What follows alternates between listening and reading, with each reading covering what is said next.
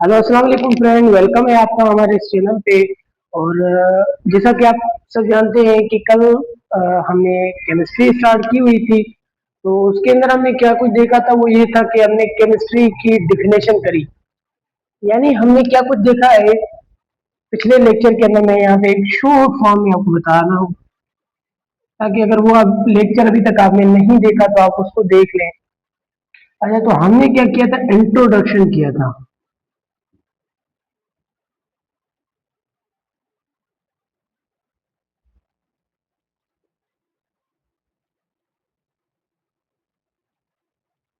सही है दोस्तों। जैसा कि इंट्रोडक्शन ऑफ केमिस्ट्री, यानी केमिस्ट्री का हमने इंट्रोडक्शन किया था कि भाई बेसिकली केमिस्ट्री होती क्या है। तो हमने देखा था कि केमिस्ट्री एक ब्रांच है साइंस की, जिसके अंदर हम मैटर के बारे में पढ़ते हैं। मैटर क्या चीज है, जो कि हर वो शे जो कि वजन रखे, उसका मास हो और वो जला दे रही, उसको आपने मैटर कहा था। और आपने देखे थे कि केमिस्ट्री की क्या इम्पोर्टेंस है आपकी लाइफ के अंदर, यानी केमिस्ट्री की क्या जरूरियात है, केमिस्ट्री किस वजह से, किस हिसाब से आपके जिंदगी में जरूरी है। तो बहुत जरूरी थी, जो कि हमने उसके इम्पोर्टेंस को देखा। और उसके बाद जो है वो हमने क्या कुछ देखा था, वो ये था, उसके बाद हमने ये देखा कि उसके ब्रांच, यानी केमिस्ट्री के कुछ ब्रांच भी थे। तो वो हमने उस पिछले लेक्चर के अंदर डिस्कस कर लिया। सही है दोस्तों। तो आज के इस लेक्चर के अंदर भाई हम क्या स्टार्ट करने वाले हैं केमिस्ट्री के बारे से, वो ये है कि बेसिक डिफिनेशंस। क्या मतलब है बेसिक डिफिनेशन? देखिए भाई, कुछ ऐसी चीजें होती है ना आपकी केमिस्ट्री के अंदर, कुछ ऐसी चीजें होती है जिनके बारे में हमें पता होना चाहिए भाई। हम पूरी केमिस्ट्री पढ़ रहे हैं और हमें पता नहीं कि एलिमेंट क्या है, तो ये तो गलत है। हम केमिस्ट्री पढ़ रहे हैं, हमें नहीं पता कंपाउंड क्या है। हम केमिस्ट्री पढ़ रहे हैं, हमें नहीं पता मिक्सचर क्या है। हम केमिस्ट्री पढ़ रहे हैं, हमें नहीं पता कि एटम क्या है, हमें नहीं पता कि प्योर सब्सटेंसेस क्या होते हैं। सही है। तो इन चीजों को हमें समझना है, क्योंकि हम केमिस्ट्री पढ़ रहे हैं, केमिस्ट्री के लिए मतलब स्टडी कर रहे हैं, तो हमें बेसिक डिफिनेशन को समझना होगा। यानी कुछ बेसिक मतलब तारुफ है, बेसिक डिफिनेशन है। सही है। अच्छा, देखिए बेसिक डिफिनेशन सबसे पहले मैंने आपके लिए मिक्सचर लिखा हुआ है। क्या होता है मिक्सचर? कोई भी बंदा आपसे पूछ सकता है कि व्हाट इज द मिक्सचर, या आपसे अपनी रोजमर्रा जिंदगी में ये जो मिक्सचर है ये बड़ा काम आता है आपको। आप अपने रोजमर्रा लाइफ के अंदर मिक्सचर को बड़ा यूज कर रहे होते हैं भाई, बहुत ज्यादा आप इसको यूज कर रहे होते हैं। तो इसके बारे में आपको पता ही नहीं, तो ये गलत है। अच्छा, बेसिकली क्या होता है, यहाँ पे जैसे लिखा हुआ है, a mixture is a substances made by combining two or more component in any property without them chemically bounded. यानी देखिए मिक्सचर का मतलब ये होता है कि मतलब ऐसा मिक्सर ऐसी चीज से बना होता है कि दो या उससे मतलब बहुत ज्यादा चीजें जो है वो आपस में मिल जाती है। यानी मैं क्या कर रहा हूँ कि एक चीज है, मैं नमक या पानी को मतलब एक दूसरे के साथ क्या कर रहा हूँ, मिला रहा होता हूँ। या कोई भी मैं दूसरी चीज की मिसाल ले लूँ आपके पास। मिक्सचर में क्या होता है कि दो चीजें, दो या दो से ज्यादा चीजें भी आप क्या करते हैं, उनको मिलाते हैं। उनको क्या करते हैं, मिलाते हैं और वो मिक्स हो जाते हैं। पर वो केमिकली बॉन्ड नहीं बनाते। यहाँ पे लिखा हुआ है क्या करते हैं, वो केमिकली बॉन्ड नहीं बनाते, विदाउट केमिकली बॉन्ड। यानी हमने क्या किया कि किसी दो तीन चीजों को, दो से या दो से ज्यादा चीजों को हमने एक दूसरे के साथ मिलाया। मिक्सचर में केमिकल मेड बाय कंबाइनिंग, हमने दो तीन चीजों को कंबाइन किया, मिलाया, तो उससे फिर क्या बनता है, एक चीज बनती है मिक्सचर। मिक्स मिक्सचर का जो लफ्ज है वो मिक्स से निकला हुआ है, जैसे कि मिक्स मतलब किसी चीज को मिक्स करना। सही है। आपको मिसाल के तौर पर अगर कोई भी आप काम कर रहे हो, जैसे कि कोई भाई मिसाल में ले लूं, आप मतलब कोई कलर को कलर कर रहे हो, तो वो कह रहा है कि भाई कलर के अंदर पानी थोड़ा मिक्स करो। सही। और ऐसी हजारों मतलब आपके पास एग्जांपल्स आती है मिक्स के हवाले से। यानी मिक्स का मतलब ये होता है किसी एक चीज को दूसरी चीज में मिक्स करना, मिक्स। तो उसी चीज को आप कहेंगे मिक्सचर। ये दो चीजों को या दो से ज्यादा चीजों को आप दूसरे में कंबाइन करेंगे, मिक्स करेंगे, इसको आप क्या कहेंगे, मिक्सचर। क्लियर है भाई। और उनके अंदर क्या होगा, केमिकली बाउंडेड नहीं होगा। उनको मिलाएंगे, उनके अंदर ऐसे भी आपको मिलेंगे केमिकली बाउंडेड होंगे नहीं, केमिकल बॉन्ड नहीं होना चाहिए भाई। सही है। तो ये हो गया आपका मिक्सचर।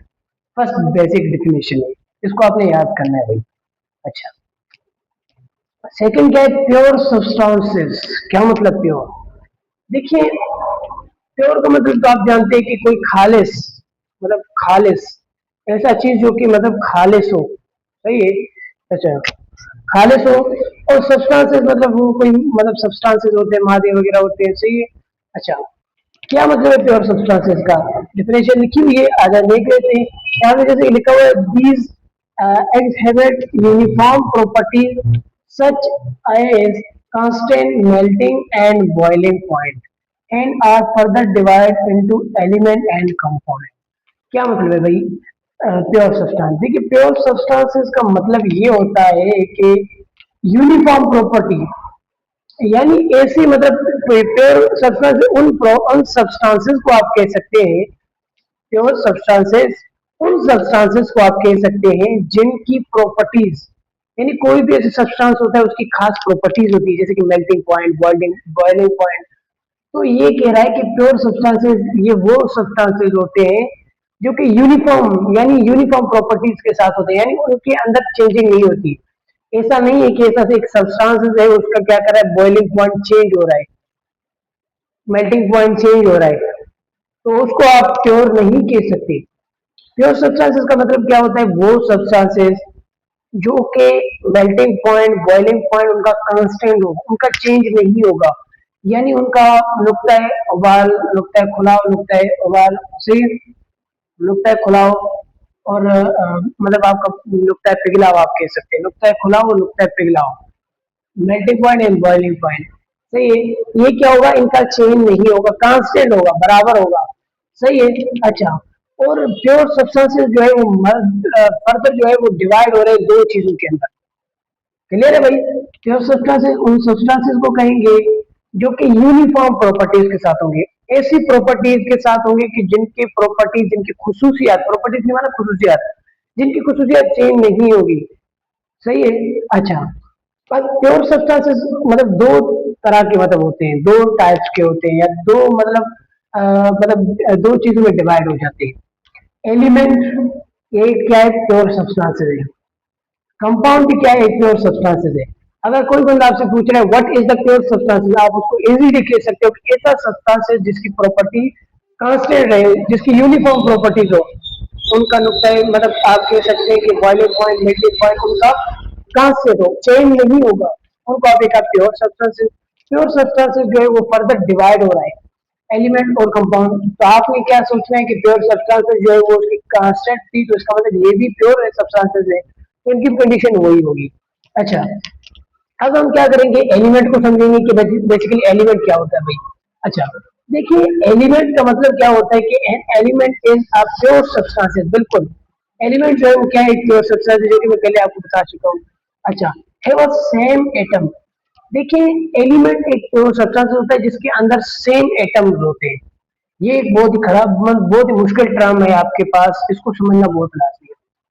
बहुत सारे लोगों को मतलब एलिमेंट और एटम के अंदर मतलब डिफरेंस भी पता नहीं होता, तो ये भी हमें पता होना चाहिए। देखिए, एलिमेंट का क्या मतलब होता है भाई? एलिमेंट का मतलब फिलहाल तो आपने यही जानना है कि बहुत सारे एटम जब आपस में मिलते हैं, मिसाल में ले लूं, ये एक एटम है, ये एक एटम है, ये एक एटम है, एटम एटम एटम एटम, ये एटम जब आपस में मिल गए, अब ये जो नई चीज बनी हुई है क्या होगी भाई? ये नई चीज जो है ना, ये आपकी नई चीज क्या होगी? ये नई चीज आपकी होगी बेसिकली एलिमेंट। क्लियर है भाई? अच्छा, एलिमेंट तो हो जाएगा। अब एलिमेंट को आपने बिल्कुल क्लियर समझना है, तो आपने सबसे पहले जो है वो एटम को समझना पड़ेगा, फिर आप जो है इसको भी समझ पाएंगे। कोई बड़ी टेंशन की बात नहीं, कोई मुश्किल की बात नहीं, आपने परेशान नहीं होना। अच्छा, बेसिकली हम जो है वो देखने जा रहे हैं कंपाउंड को, कि बेसिकली कंपाउंड क्या होता है। अच्छा, क्या मतलब है कंपाउंड का? A compound is a substances form when atom of two or more different elements are chemically bonded together in a fixed ratio।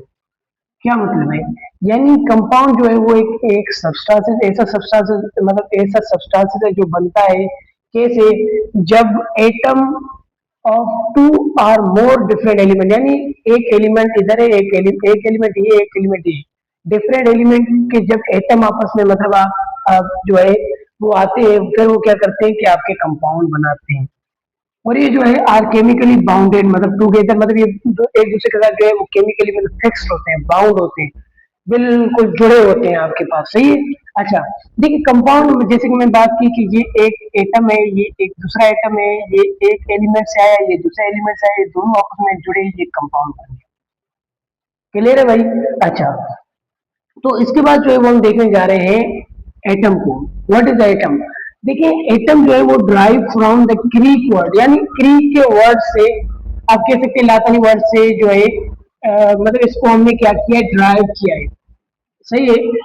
Greek word atomos which mean indivisible or which can not be cutted further, यानी हमने क्या किया है, इसको derive किया है Greek word से।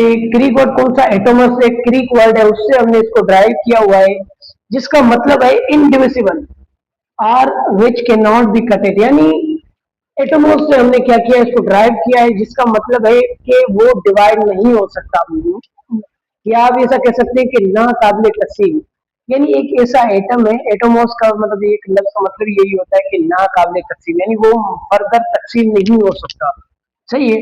अच्छा, अब इसके अलावा हम क्या देख रहे हैं कि एटम बेसिकली क्या होता है। Atom is a fundamental particle of matter and all thing composed by atom.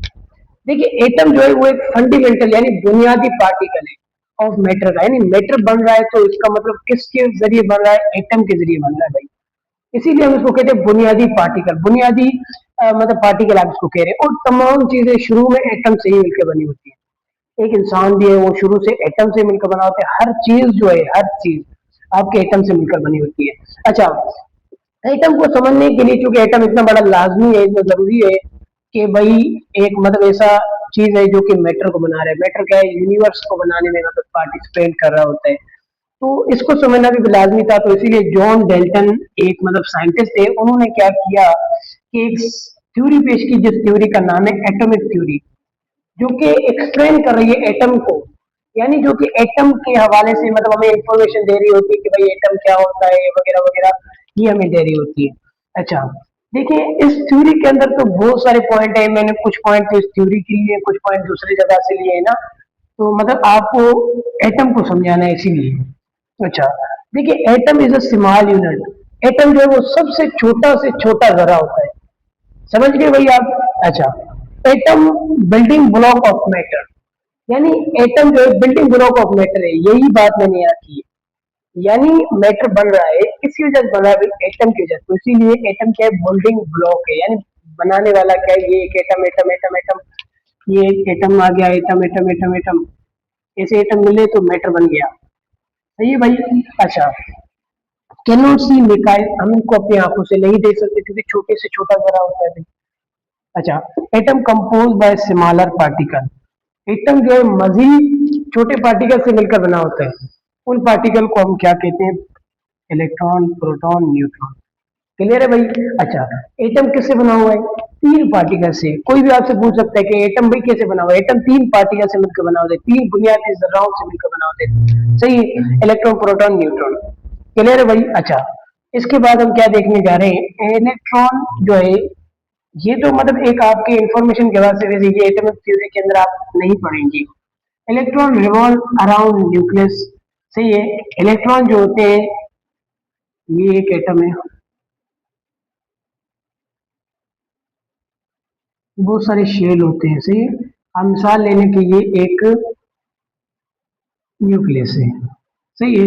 अब यहाँ पे क्या होते हैं, इलेक्ट्रॉन ऐसे मूव कर रहे होते हैं अराउंड, इलेक्ट्रॉन क्या होते हैं, ऐसे मूव कर रहे होते हैं किसके अराउंड में, न्यूक्लियस की।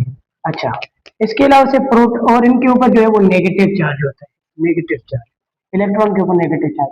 प्रोटॉन जो है वो क्या करते हैं, प्रेजेंट होते हैं आपके न्यूक्लियस के अंदर, जिन पे पॉजिटिव चार्ज होता है, और न्यूट्रॉन भी इसके साथ ही प्रेजेंट होते हैं जिसके ऊपर कोई चार्ज नहीं होता। देखिए दोस्तों, ये था आज का लेक्चर, जिसके अंदर हमने क्या कुछ देखा है, बेसिक डेफिनेशन के अंदर मिक्सचर, प्योर सब्सटेंस, एलिमेंट और कंपाउंड, एटम वगैरह, सही है। तो अभी जो है वो हमने समझना है कि एलिमेंट, एटम जो कि इनमें क्या मतलब फर्क है, क्योंकि ज्यादातर लोग जो है वो इस चीज को समझने में बड़ी कंफ्यूजन कर लेते हैं। अच्छा, देखिए एटम जो है वो छोटे से छोटा जर्रा, यानी मैं कह रहा हूं कि ये एक छोटा जर्रा है, छोटा जर्रा है, इसको आप कहेंगे एटम। यहाँ पे क्या लिखा हुआ है, हैव अ सेम एटम, यानी एलिमेंट जो है वो एटम से मिलकर बना होता है। कैसे, इस टर्म को आपने समझना है भाई। पहले तो हमने सिर्फ बात की थी कि एलिमेंट एटम से बनकर बना होता है, हमने इसको एक्सप्लेन नहीं किया। क्यों नहीं किया? क्योंकि हमें एटम को समझना था। एटम को जब हम समझेंगे तभी ही हम एलिमेंट को समझ सकेंगे, तो इसीलिए हमने मजीद डिटेल के अंदर हम नहीं गए। अच्छा, एक आपके पास छोटा जर्रा है, छोटा जर्रा, सही है। ये छोटा जर्रा जो है वो एक को हम कहेंगे, अकेले जर्रे को कहेंगे एटम। क्लियर है भाई? पर यहाँ पे एक एटम, 1 2 3 4 5 6 7 8 9 10 11 12 13, ये बहुत सारे एटम मिल गए। तो अब हम इस कंडीशन को कहेंगे एलिमेंट। क्लियर है भाई? अच्छा, दूसरी एग्जांपल ले लें। मिसाल के तौर पर एक दीवार है, सही है। एक दीवार होती है, उसके अंदर क्या होता है कि बहुत सारी ईंटें लगी होती हैं। तो एक जो ईंट है, उस एक ईंट को आप कहेंगे एटम। जबकि बहुत सारी ईंटें लग के दीवार बनी, दीवार को आप कहेंगे एलिमेंट। अच्छा, मिसाल तो इसके अलावा इसको भी आप छोड़ दें। दूसरी मिसाल तो आप ले लें कि ये जो ढकना है ये किस चीज से बना हुआ है? आयरन से बना है। मैं एक सपोज कर लें आप ना, ये एक आयरन से बना हुआ है। अब इसके अंदर बहुत सारे आयरन के एटम होंगे, ज़रात होंगे। अब इसमें क्या है, ये आयरन से मिलकर बना हो गया। अब इसके अंदर एक आयरन का एक छोटा जर्रा वो एटम कहलाएगा, जबकि बहुत सारे छोटे जरात मिल मिलकर इसको बनाया हुआ है, ये एलिमेंट होगा। सही है? तो ये डिफरेंस था एलिमेंट और एटम के अंदर। तो उम्मीद है आपको ये लेक्चर समझ में आ गया होगा, और नेक्स्ट लेक्चर के लिए हमारे इस चैनल को सब्सक्राइब करें और वीडियो को लाइक करें। शुक्रिया।